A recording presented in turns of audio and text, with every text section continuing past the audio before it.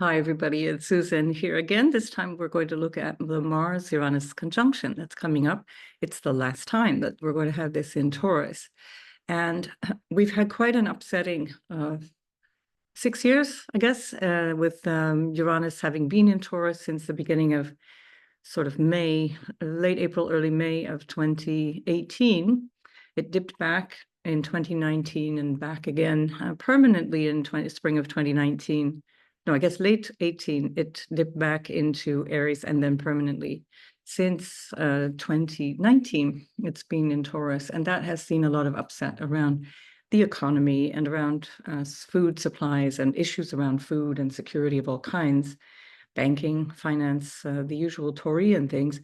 Our overall sense of security, for sure, has diminished under this influence.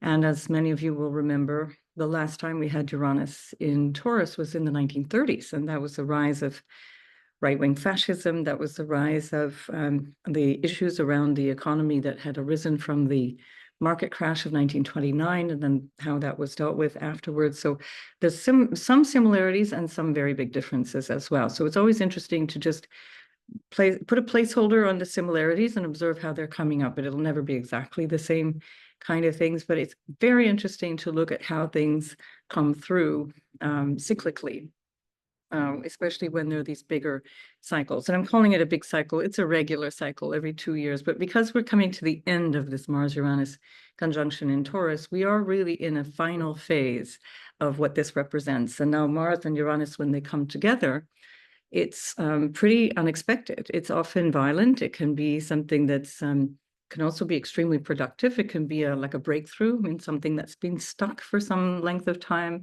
especially in a personal experience. It can be really dynamic. It can be exciting. It can be adventuresome.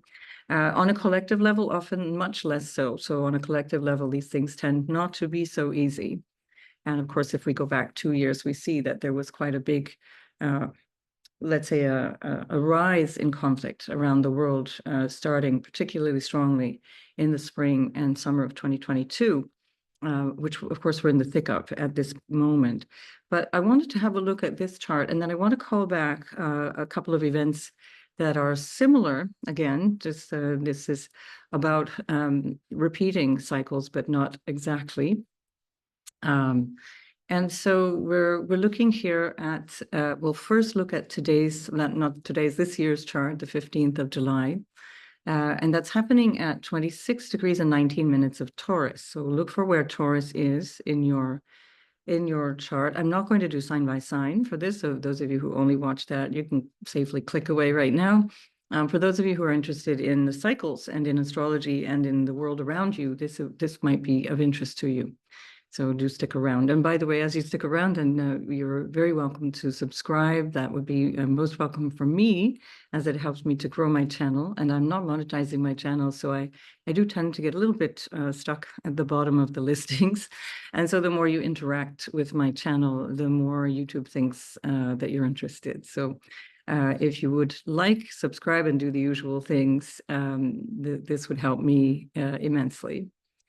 Now, why this is interesting on a collective level is because often this creates a kind of a big shift in our perception of how things are going, and it can be a turning point in areas that are already in conflict. So as I said, in both personal and collective ways, the Mars-Uranus, something, my dog has got the Mars-Uranus bug already, even though we're a few days away from it.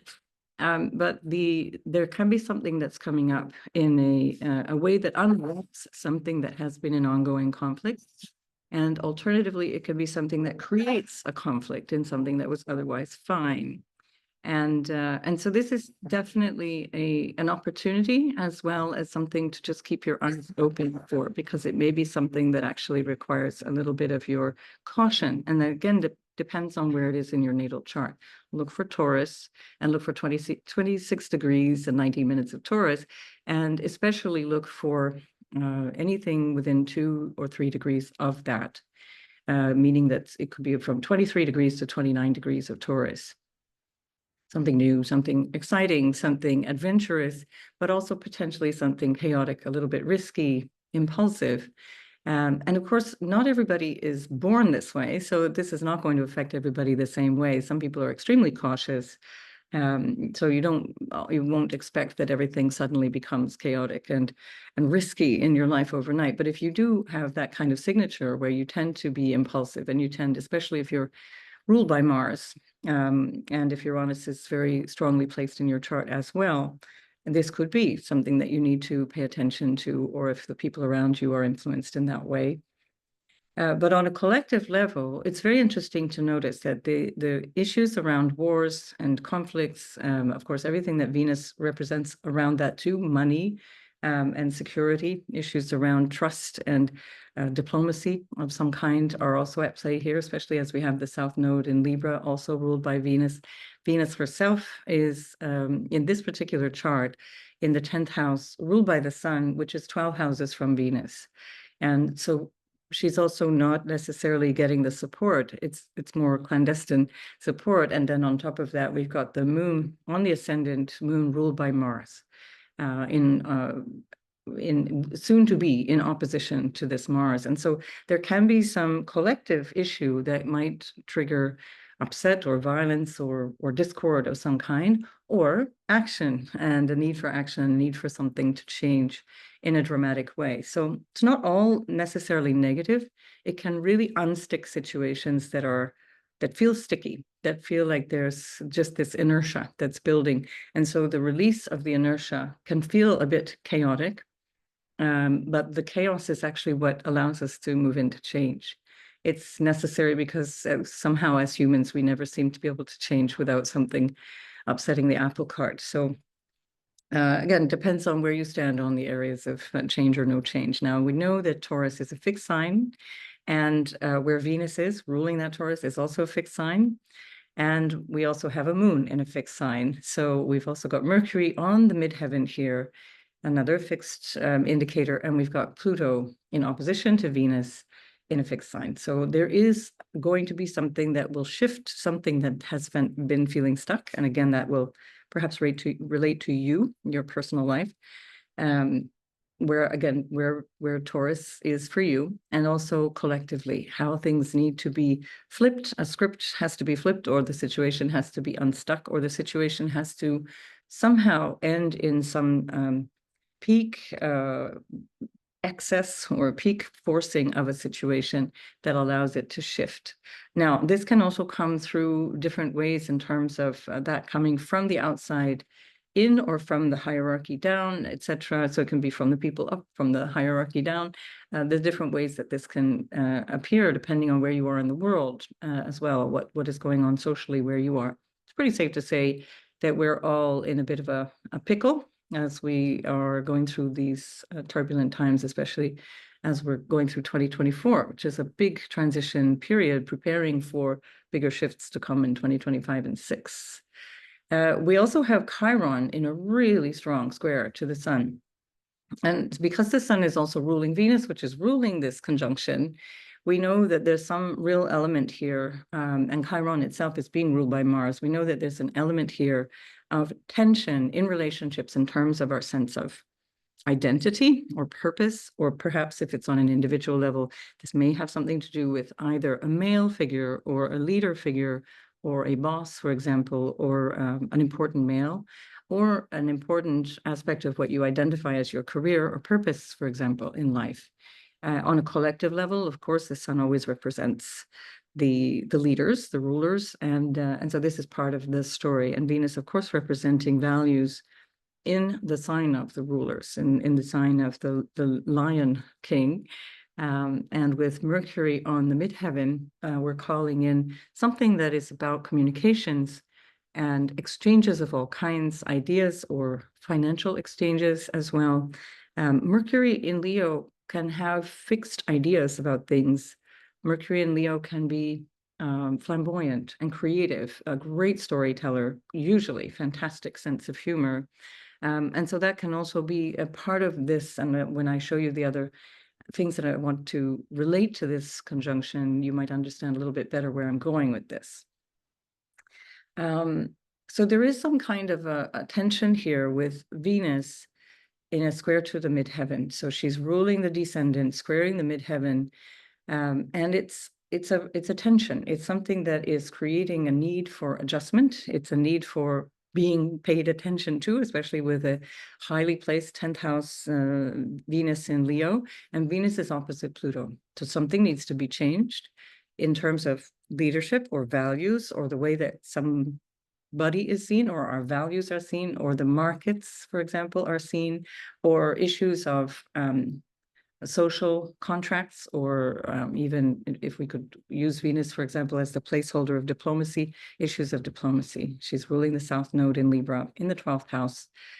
Something needs to change, and it might be coming from behind the scenes. It might be coming from things that are shifting in ways that we, at this particular point, are not really clear about, particularly as Jupiter is in the 8th house, where things are not always very clear.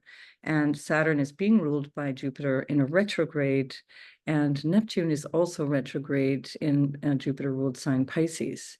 Jupiter rules the house of money in this particular chart, and that also suggests, again, this reference, once again, to issues around finances or money or values, relationships of all kinds. So just keep all of those things in mind as we go through this chart. It's quite an interesting journey, I think, if we look at all, especially the rulerships and how they pull in together. So these tight conjunctions here with Mercury on the midheaven, there's something that needs to be said, and it may be said through something that is creative, inventive, not necessarily true. Again, we come back to the Neptune, and the Neptune, of course, is also in a sextile to this conjunction. Now, Mars again rules the Chiron, rules the North Node, and Mars is ruling the ascendant, where we find the moon. That is not a happy moon, because the moon is exalted in Taurus, and the moon is challenged in the Mars sign of Scorpio.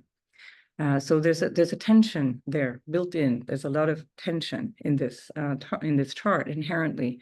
Venus is in a trine, or building, let's say, to a trine to the North Node in this chart, and that actually gives us a bit of a vision of the solution, because it's pulling in something that has to do with Venus. Something about the action has to do with relationships, contracts, something to do with money, perhaps, again, and values. Yeah, let's see. I just want to check my notes to make sure I've covered all of that. So I want to just I'm going to tie this in now to something that might be a little bit off for some of you, and just bear with me, because I think it's worth considering in our current times. I really look at the very long-standing sort of century plus transit of the sextile between Pluto and Neptune as the era of propaganda, the era of, especially because Pluto has been in Capricorn, and the Neptune is now at the end of Pisces, and Pluto is, although in Aquarius, is going to go back into that 29 of Capricorn, September, October, November, basically. So it's calling in what recently we will have been told about certain structures or certain institutions or certain things, with a sense of not being able to trust what we're being told. And Neptune has been featuring really strongly in a lot of our charts lately, in the very important charts lately. It's at the 29th degree, and that's always an important degree. That's the critical degree, or the anaretic degree, rather, of the very end of the zodiac, not just the sign of Pisces, but the end of the zodiac. So there is a really strong sense that something has to give, and that's looming over the next couple of years. And so I think this conjunction here between Mars and Uranus is a very big part of the story. I'd also like you to bear in mind that at the time of this conjunction, Venus is now visible. She's now going to be the evening star as of about the 10th, 11th of July. And when Venus is visible, she's much more clear. She becomes visible at 29 degrees of Cancer. And I'm going to speak a bit more about that when we look at the full moon of the 21st of July, as well as just Venus herself in another video. 29 degrees is extremely important. in general, and I'm going to do a separate video about what 29 degrees means, especially because for us collectively, it's a couple of years where 29 degrees just really calls out quite a desire and a need for change and an ending of cycles. So with the Mars-Uranus, one of the things you could do in terms of your personal relationship to change is to really practice letting go, and to, especially on a material level, and with, you know, every awareness, every fiber of your body, remember that you can't take it with you. Whatever the it is, you cannot take it with you, whether it's a person or an object or money, even gold. Forget the paper money. And all of those things are of this fleeting material sort of Maya, this world that we live in temporarily, that we're just kind of passing through. So bear that in mind as we go through these few years, but especially at this particular time, where you can start to practice the letting go and building up a sense of security based in things that are primordial or very important, rather than things that are temporarily comforting. Because we will perhaps be going culturally, especially in the West, through a shift of an era where there was enormous comfort and great ease, having everything at our fingertips, everything just as we want it, and being able to pick and choose as we wanted, to going into a place where it's much less certain. So we have Venus in a square to the moon, and that Venus is in a square to the ascendant as well. Venus is exalted as a ruler of the moon. As I mentioned, when the moon is in Taurus, that's an exaltation place, because Venus and the moon are harmonious. But when they're in square, and then when the moon particularly is ruled by Mars, and when Mars is in this very unpredictable kind of energy here, and ruling the North Node, ruling Chiron, ruling Eris, and squaring which is all squaring the sun, we know that there's something of a challenge. There's an adjustment that is required, and the adjustment is around what makes us feel comfortable, what makes us feel safe. So this is one thing I'd like you to think of in the context also of what we know is true and not true. This is where the Mercury comes in. And with that Mercury, I'd like you to also have a sense that what you think may be true is not necessarily what things appear or are presented. We have the Mercury on the midheaven at this time in the 10th house, which is about what we see out in the public. So all of these things are going to take place in the public domain, and they can have an effect on what we are told in terms of authority figures, for example, or by authority figures. Now, one thing that comes to mind is issues of false flags. And this is where I'm going to lose some of you, so you can check out right now. But there are, throughout history, many, many instances, in fact, the beginning of every single war, without exception, in the last 100 years, which are based on false flag activities, which means that although people actually got hurt and although people were actually sacrificed, the victim, or rather the perpetrator of the crime, was not who we were told it was. And it was used as a pretext, and that's what the false flag means. It's a pretext to enter into war. And this is a very powerful chart for this. And there are a couple of other aspects of this chart that call in the 1930s in a really powerful way. And that's what I wanted to bring in now as a way of just highlighting that we're in a time where, for example, in the US and in some other countries like the UK and France, they're talking about bringing in the draft, so conscription.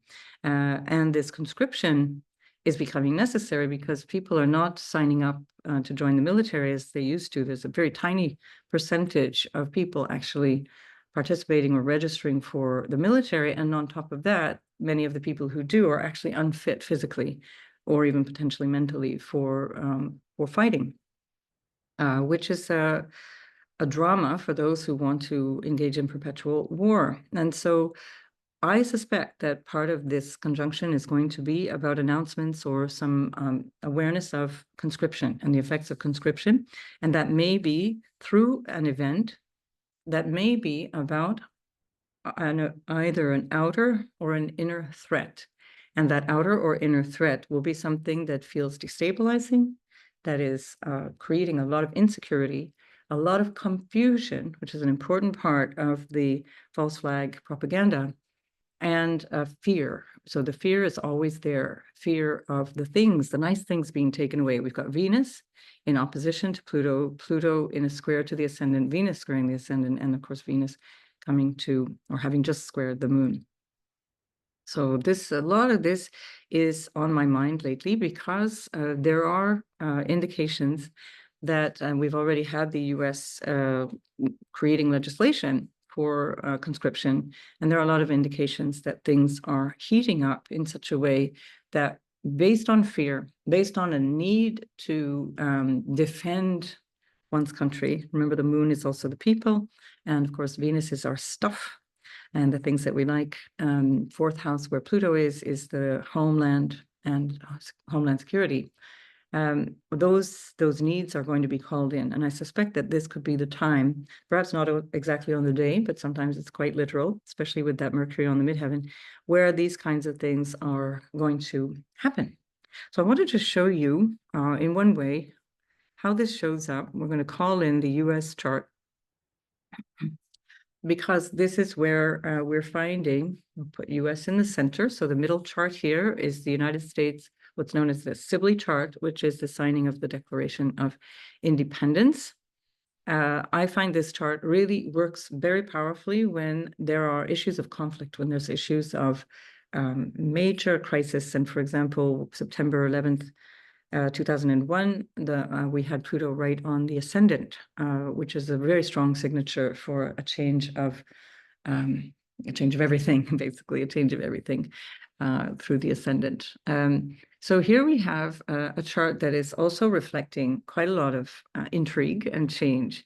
We have Pluto in the third house of local space, local engagement, communication, and Venus is on approaching the North Node, the US North Node, and from the house of what is what you might describe as leadership, or who's taking the wheel, as it were.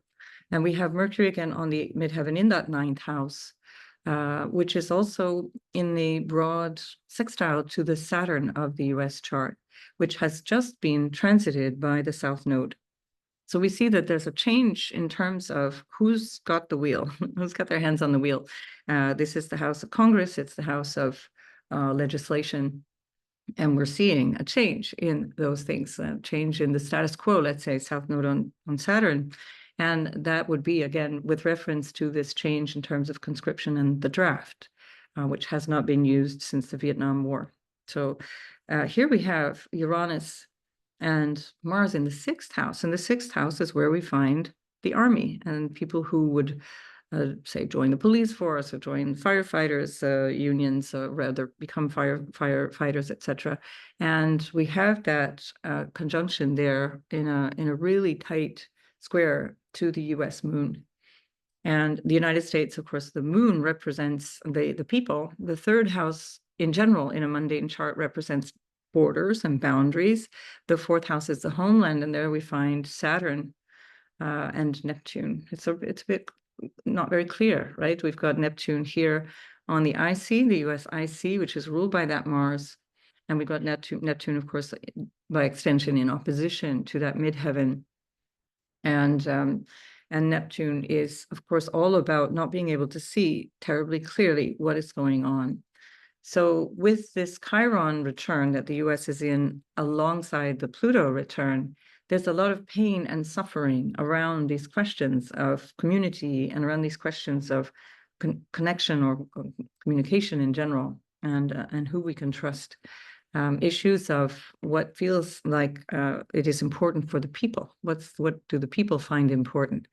And we see that here with the moon in the 12th house by transit, there's a lot of confusion here. There's a lot of tension, let's say. There's some things that are not very clear, and even especially because we're looking at 12th house Scorpio, things that are outright secret. And then we see then the sun in Cancer approaching the exact conjunction of the retrograde Mercury in the house of secrets and in the house of what is hidden, what comes from others, what is gained from relationships to others.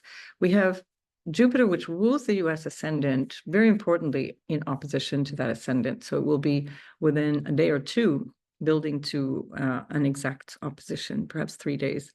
It has just come from a conjunction with Uranus, and it's building to that opposition. It's a very important thing when the ruler of the chart is opposing the ascendant, because it's always going to show a challenge to the actual representation, whatever the chart represents, whether it's the individual or whatever.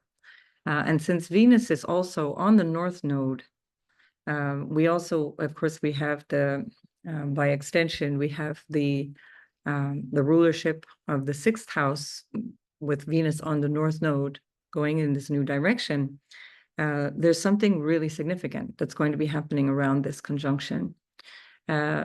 We also have a very interesting inconjunct that it's all this year, all of 2024, part of 2025, but mostly 2024, of inconjunct between Chiron and Neptune. And again, that's coming through this sense of not really being clear, not really being sure what's going on, and a certain need to try and understand and grapple with identity. What is identity? What do people identify with? Neptune in the 10th suggests that things are never actually what they appear, especially in terms of the leadership.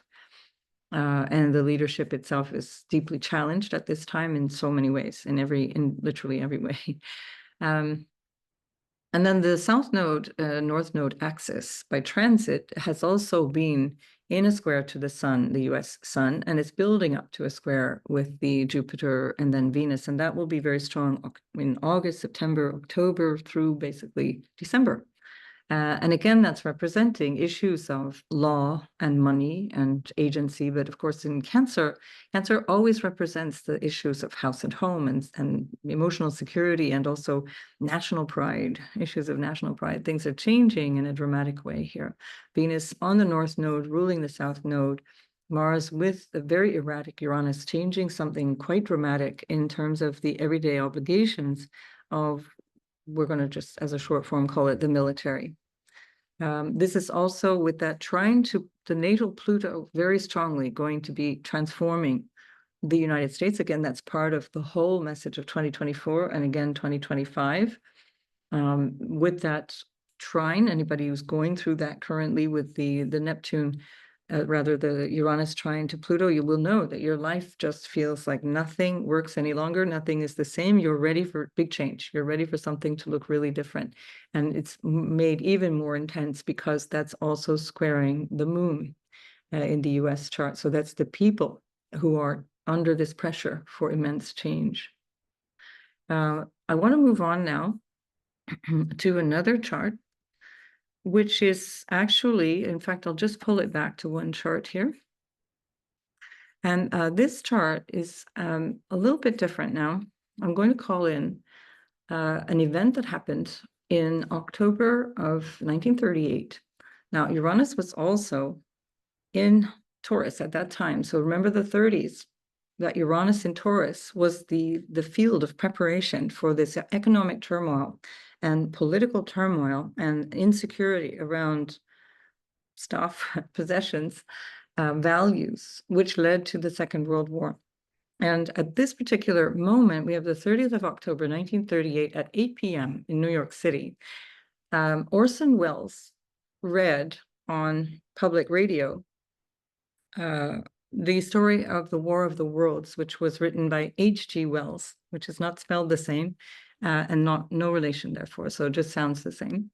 And so this was quite a drama, literally a drama. It was a drama, it was a fiction, but it had people absolutely freaking out. And so there was this huge awareness on part of the society that didn't believe it and realized this is pure drama, it's radio theater. But there was also mass hysteria around this.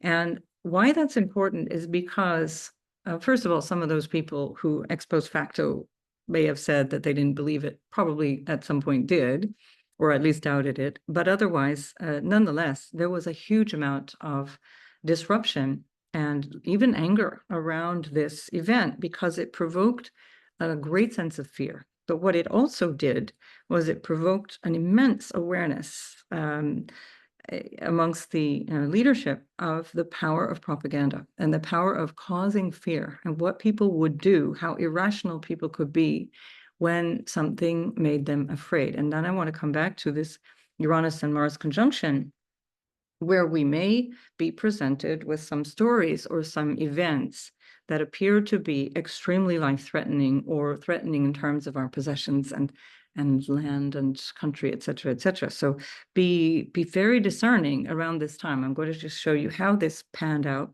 and how it relates to what we're looking at today.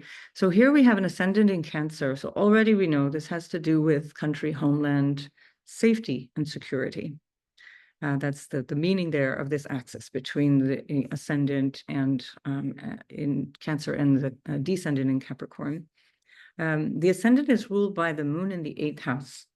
So we know also that that's a little dodgy, because then when the moon is in the 8th house, even in a person's chart, something's not quite easy. It's not quite right. There's a difficulty with trust. There may be a difficulty with intimacy or honesty. There can be a difficulty in terms of what is happening psychologically as well.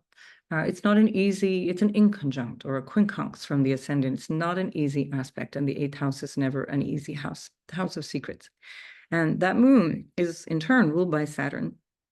And Saturn is in the 10th house in its detriment, rather in its fall, because it's exalted in the opposite house, in the 4th house, which is the Venus-ruled Libra. And Saturn is retrograding in its fall. So we have a very prominent Saturn in the 10th house, where there's a lot of insecurity because it's Saturn in the Mars-ruled sign of Aries in the house of government and external events, let's say. Then we have Mars itself in the house of home, in the homeland, in the house of relationships and justice and relationships of all kinds, government ones and so on. And that Mars is opposed to the arc minute of a degree by Eris. So we know that this is a very tense and very difficult situation that people are in, and that Eris is in a sextile to the moon and in a very powerful sextile to Mars, to within 20 arc minutes of a degree. So there's a lot of fear. There's a lot of even anger, and that certainly was the result of all of this as well. And there's a lot of hype. There's just an immense feeling of insecurity that's built into this chart. So we have Mars itself ruled by Venus, and Venus is retrograde as well.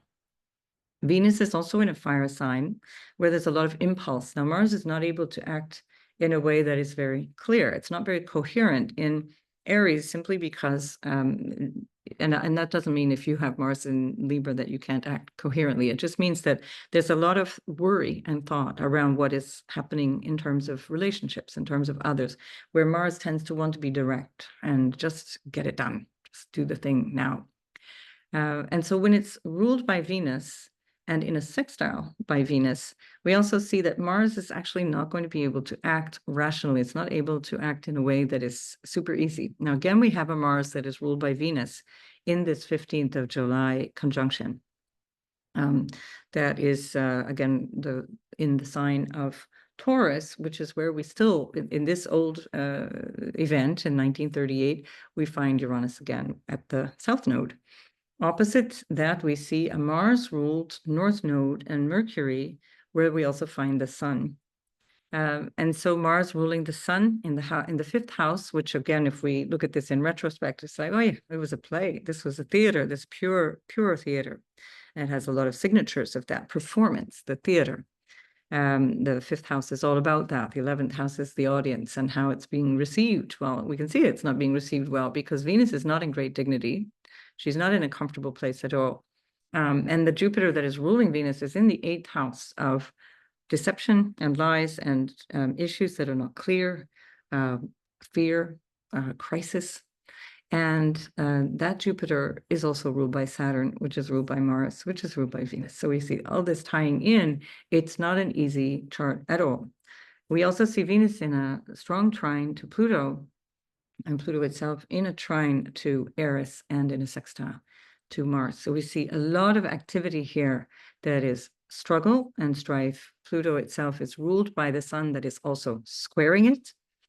And so there's just this immense tension, and it's based on fear. So we have a T-square between Pluto in opposition to the Moon, panic around the second house, our stuff, our values, our families. The second house can represent family, our leadership. What are the leaders going to do? And the people, and this worry, the fear, the crisis, the sense of the emotivity around it. And that's creating this T-square with the sun, all in fixed signs. So again, we're in a stage where we have a lot of fixed sign activity in 2024. We also have Chiron on the ascendant in Cancer. So when Chiron is in Cancer, there is a lot of instability around one's home and family, or homeland, feelings of security or otherwise, emotional security as well. These were difficult times. The 1930s were immensely difficult. There was still a recent war, the first, or the Great War, let's call it, because at that time they didn't know there would be a Second World War. The Great War that happened up until 1918 was still very fresh on people's minds. People had still been licking wounds, and veterans still trying to grapple with life, where on top of it there were no jobs and the income was falling. People's livelihoods were falling. There was drought and crisis. That's what we also get when we have Uranus in Taurus. We have environmental crises as well. A really, really challenging time. And then that Chiron is in a strong square to Saturn, which again is not in good dignity. And therefore there's this built-in tension on so many levels. We have the midheaven in the 9th house in Pisces, ruled by that Jupiter, which is 12 houses from Pisces, in that house of secrets and crisis and not really being clear. And so again, the message keeps coming through around not being sure what is true or what is not true, not being sure of one's stuff, one's security around all those things, one's personal security. And the message here is that Mercury on the North Node in the 5th house is to try and understand, try and really get what is true, what is not true. With Mercury on the North Node, we want to clarify what is behind, what's under the rock in Scorpio, what's under the rock, what's behind the curtain, what's going on here. And this was very much part of that panic, as that was in opposition to Uranus. There was a lack of clarity around thinking, a real challenge around the issue of what is true, what is not true.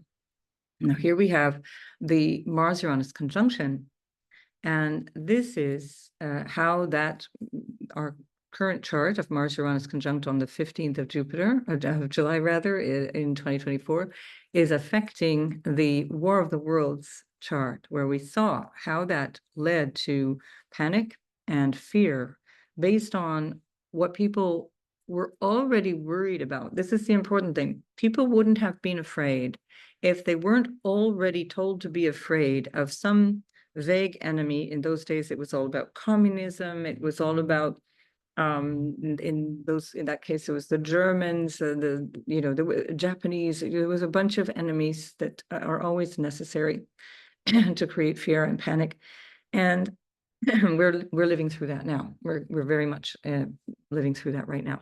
So let me show you how this current moment lines up with that moment. Now, of course, Uranus has already passed. It's still, though, in a conjunction with the Uranus of that 1938 chart. It's a 10-degree conjunction. So Uranus and Mars are conjoined, that Uranus South Node conjunction. Jupiter itself, which is ruling the midheaven, is squaring the midheaven. And so it's in the house of the hidden meaning of things. It's things that are not very clear, things that are not entirely in our realm of understanding. And then Jupiter is in Gemini, which is representing, of course, speech and words and how we're spoken to, what's communicated in a general sense.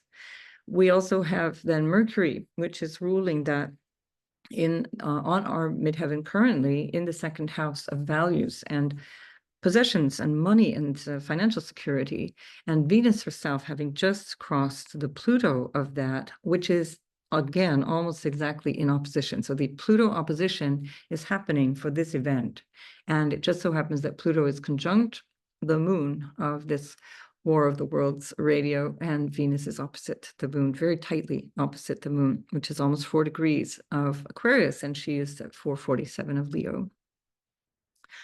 And then we have the North Node, which about 1 month ago was exactly on that Saturn but which is currently 1 day away from an exact square with Chiron. So meaning that by the 16th of July, the nodal axis, our transiting nodal axis with the north node ruled by Mars, which is again conjoined Uranus, and in a broader conjunction of that Uranus, in a square to the Chiron of that event, which suggested this insecurity. Now, again, I just want to keep in your mind that I'm bringing this up because there's such a lot of talk around the potential for false flags.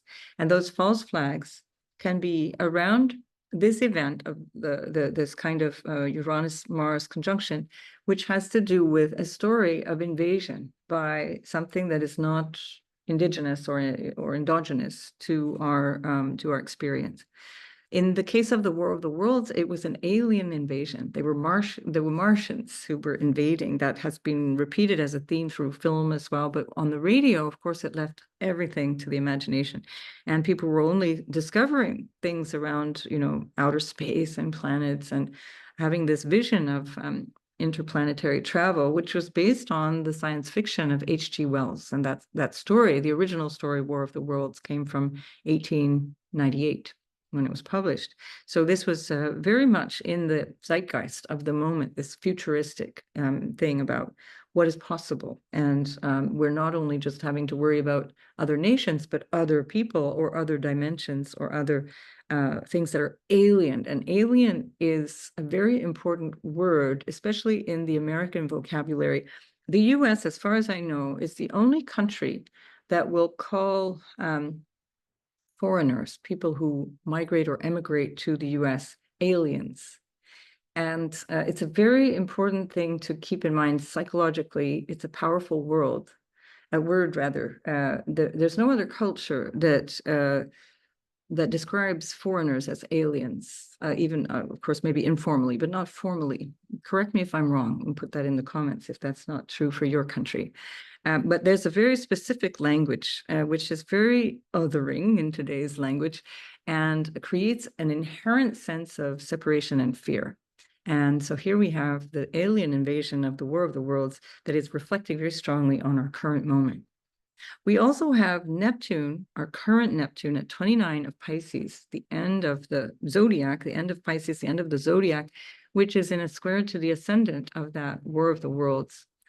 Neptune is broadly also opposing Mars. So again, we're looking at something that is not very clear. It's not really clear. And we also have, that is considered also to be the Aries point. And we also have the ascendant at another world point or Aries point, the Aries point being, of course, 0° Aries, but any of the initial degrees, late degrees of the mutable signs and the first 2 degrees of the cardinal signs, so Aries, Cancer, and Libra and Capricorn are considered to be world points. And so this Neptune is squaring the world point of this particular event.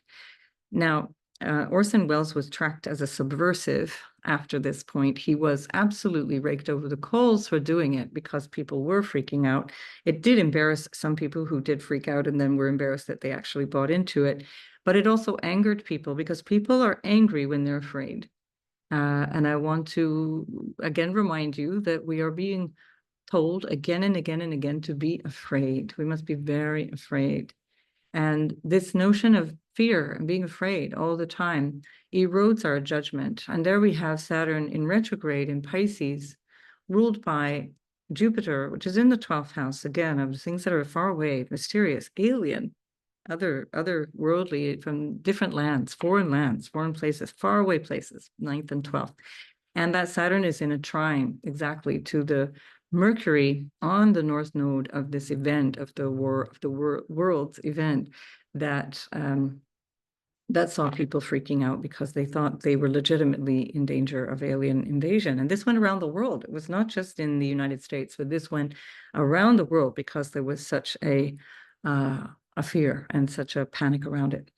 The moon has just conjoined the sun of that. So the moon, again, not in good dignity, but the ascendant of that event the ascendant of the 15th of July event of the conjunction is again within less than a degree of the sun of this event. Now, this is why when you go back over astrological events, it's really helpful to just try and see what was going on or what has a resonance with this event. And I really feel like this is an opportunity for us to hold the space that this is not, I'm not trying to promote any kind of conspiracy theory. I'm simply saying that without exception, every major invasion or war or let's say catastrophic man-made event has been preceded by a false flag event, which is then 20, 30 years hence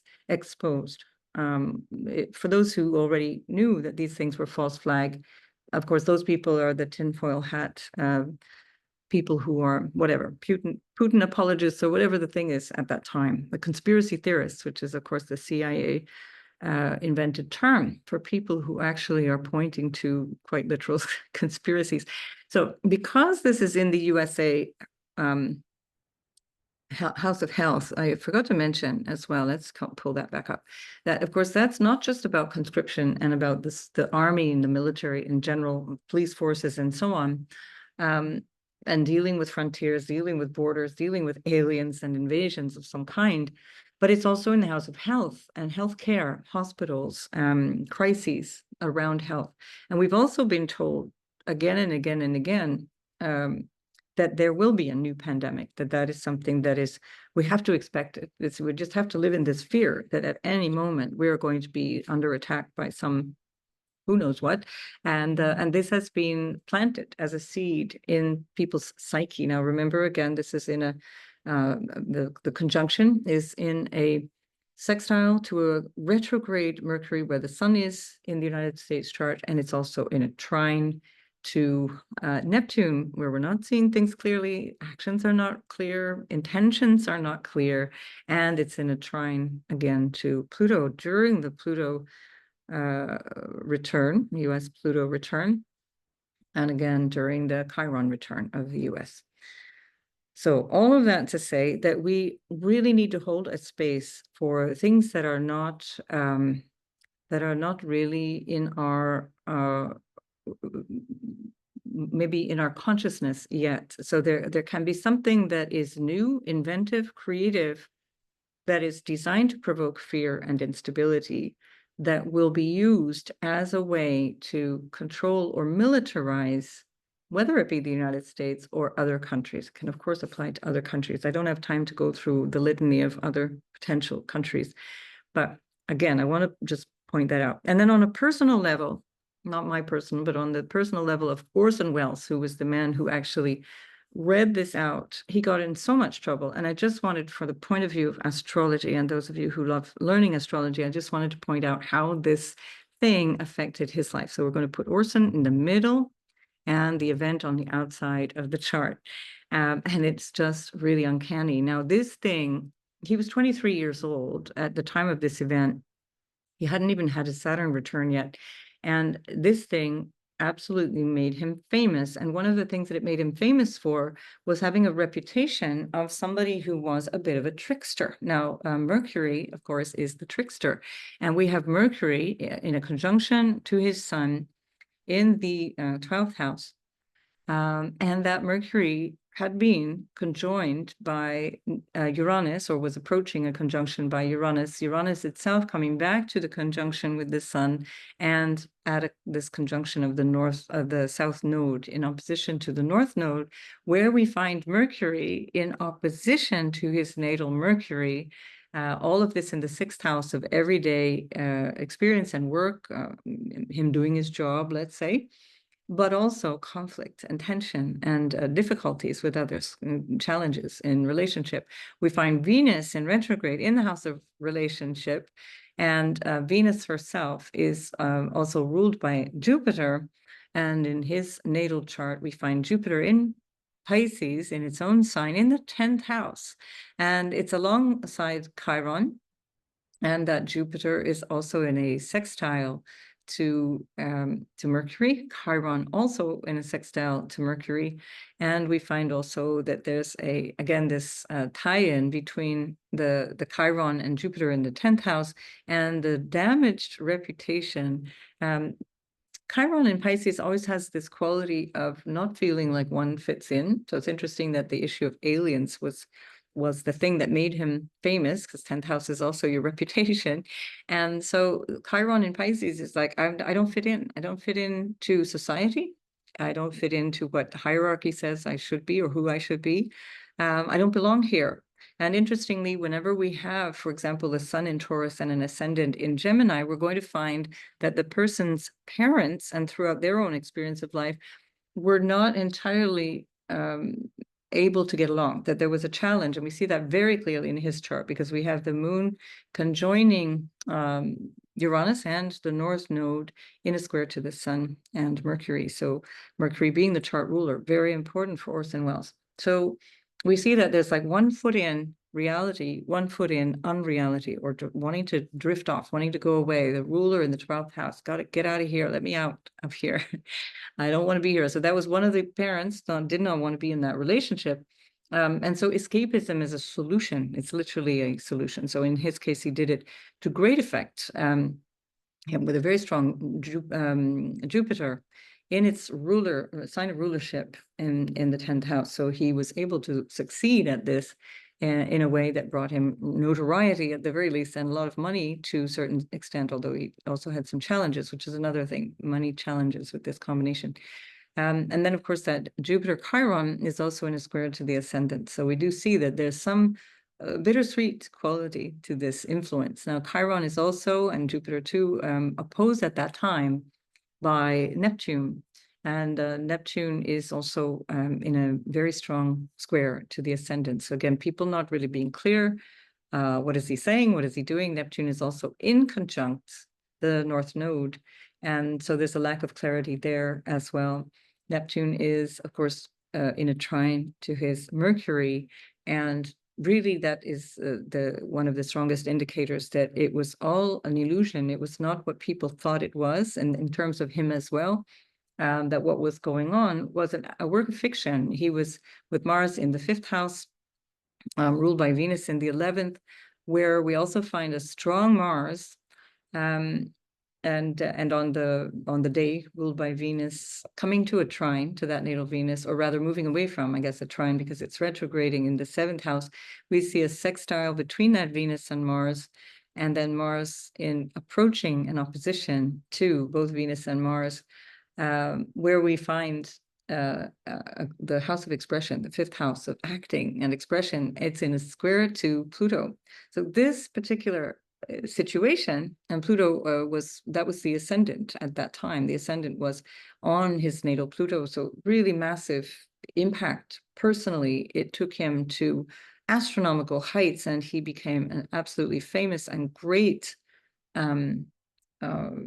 talent, let's say, in terms of directing and even, voiceovers and acting and so on at a very, very young age. So we also have Chiron in a square to Venus. That's the relationship damage. And we also have Saturn, again, not in good dignity, retrograding over back to this Venus. So lots of tension, lots of pressure. He had to eat an enormous amount of humble pie. And what was happening to his North Node? Jupiter was right on his North Node in the sign of purpose. And what am I doing here? What is my also contributing to visibility and reputation, because the North Node is also, where are you going with all of this? Jupiter, of course, being the ruler of his 10th house of career and his 7th house of relationships. So just again, to show you how these charts line up in ways that are utterly magical and speak volumes to how we see things shaping up in our current times. The moon, of course, of the production, this thing that made him famous, is also in opposition to broad opposition to Neptune, where Neptune is in the house of speaking, and how he uses his voice. He had a very distinct and distinguished voice, but it's also a bit dodgy around values. So, all right, I'm going to leave it there. And also, of course, we had this at the time we had this trine of Mars from the 5th house of acting and being, showing up in terms of character. And that is again in the trine to the moon in the 9th house of the future and visionary kind of energy with the Jupiter and the moon in the 9th house. So right, I'm going to leave it at that. Just wanted to call this in as a different way of looking at how this current moment in time can actually be understood by us collectively and individually. So make the most of this. Let me know what happens in your neck of the woods and how this all shows up for you. And I'll see you in the next video. Bye bye.